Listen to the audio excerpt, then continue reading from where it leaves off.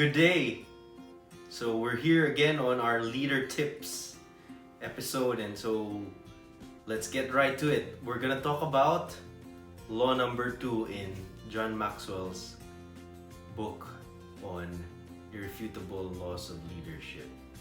And so last week we talked about the law of the lid. This week we'll talk about the law of influence. So, law of influence. The true measure of leadership is influence. Nothing more, nothing less. What does that mean?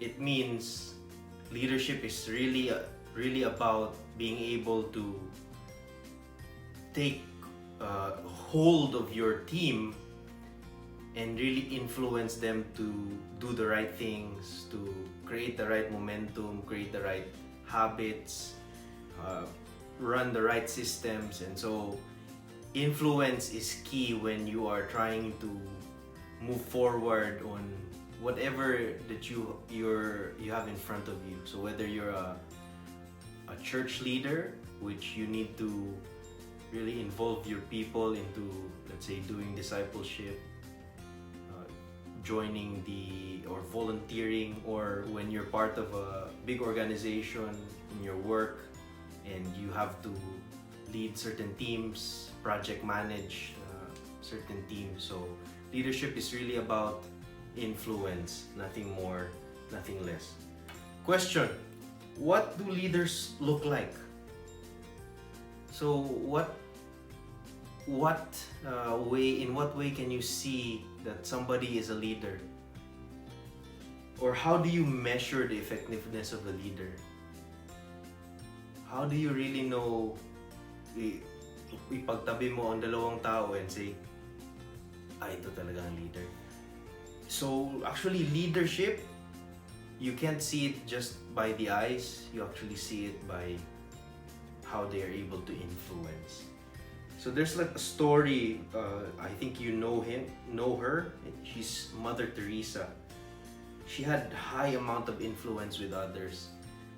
To be honest, when I was going through the book and I was reading her achievements and what she was able to do, counterculture or counter to what was happening in their season, she was able to build and she founded Missionaries of Charity, and she was able to build that at a time where parachurches were declining. There were a big decline on parachurches, on building those times, expanding geographies. But Mother Teresa had so much influence that she was rapidly growing that charity to about 4,000 members, serving 25 countries and 5 continents. So at the time where everybody was having a hard time influencing and impacting the world, there was a woman who was short, they say, and she had the ability to influence a global community, and not just any global community, a community that's willing to put in their money and willing to act in service to the community. And really, that's influence. There was even a story in the book that talked about her giving a speech, and this was a speech in front of a lot of distinguished people, and she just found a way to touch every single topic that would hurt the people in the meeting, but nobody would pull her down because she was so respected and she had so much influence over everyone. Even though they didn't fully agree with everything she said, when she spoke, everybody listened. And I think that's one thing also with influence, is when a true leader speaks, people listen. And they not only listen, they actually are influenced and they actually act. And so we'll also talk about what leadership in terms of influence is not, and then we'll later talk about what it is. First, let's talk about what it's not. I think there are 5 myths talked about in the book, but we'll just be discussing 3 that may be applicable to most of the people listening. The first myth of leadership is the management myth. leading versus managing. Leading is really influence, while management focuses on just maintaining systems and processes. So each have their own key things that they bring to the table, but leading is not necessarily equal to management. You have to do both well, meaning you have to be able to lead, you have to be able to manage systems, but it's really the leaders who are able to take these systems and allow the organization to move into deeper progress, not just by maintaining the status quo, but by steering the ship with their influence. Second, what leadership is not is the knowledge myth. So some people think that being the smartest automatically makes you the leader. But you'd have to go to, if you were to go to the smartest people, philosophers or scientists, some of them have really the smartest at their field, but they really have little to no skill in terms of leadership. Meaning, knowledge does not necessarily equate to good leadership. It will be a key enabler, but it isn't the end goal.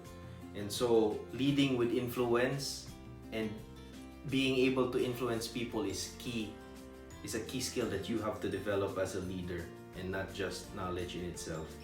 And the third myth is the position myth.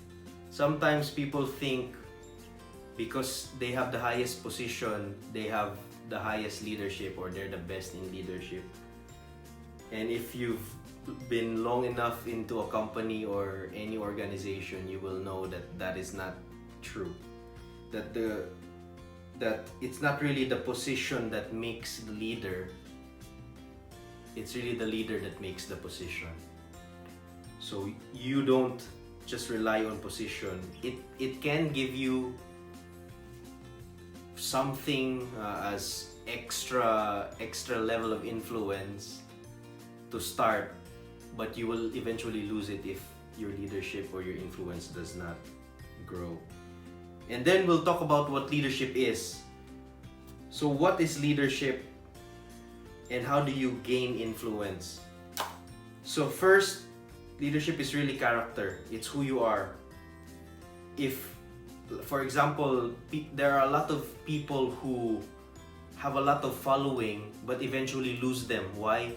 Because their character did not match their calling.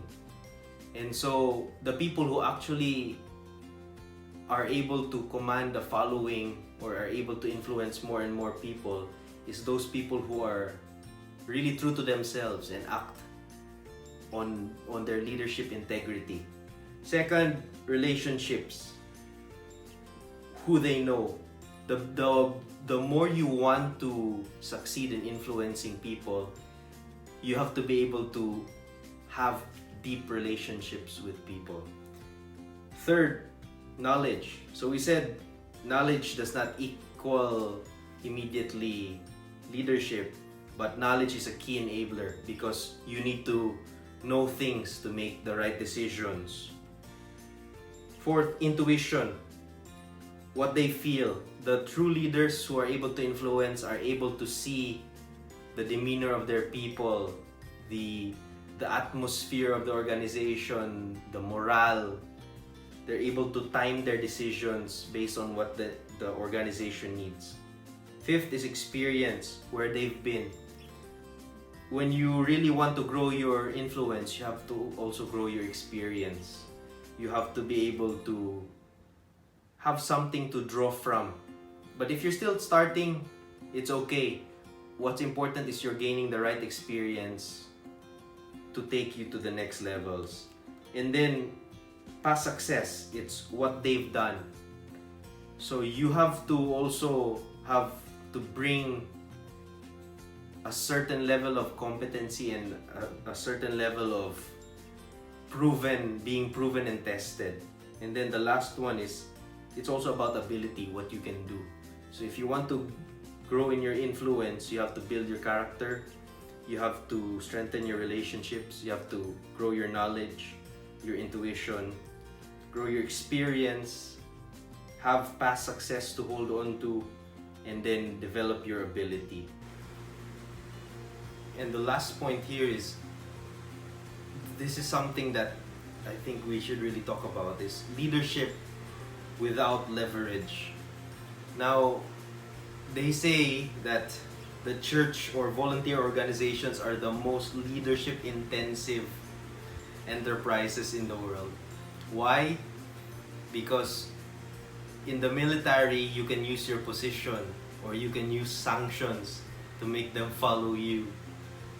In business, you can use as leverage their salary increases, their benefits, and all these things you can actually use. But in leading organizations like churches or volunteer organizations, it's actually based on influence. Because if you're not able to influence them, or if you rub them off the wrong way, they can just say, I don't support. And that's why also that the church, it is most leadership intensive enterprise, but we can also look at that in a good light. Like, this is where we can fully develop also our skills, our talents, especially our ability to influence. So my challenge to you guys is to look at your experiences both in work but also in volunteer organizations or even ministry, where it's really an avenue for you to grow in your influence, to grow in how you're able to motivate the team to move forward on the vision that you have set. And so that's it for Law of the Influence. I'll give you a few questions for application. What aspects of influence do you need to grow in? Is it character? Is it growing deeper relationships? Is it really spending more time and gaining knowledge? Intuition, how you feel for all the factors in the organization? Experience? Past success or ability? Which one of those do you need to work on? Pick one. And ideally, find one thing that you can do immediately this week to grow in that area. Thank you for listening. See you next week for more Leader Tips. Bye-bye.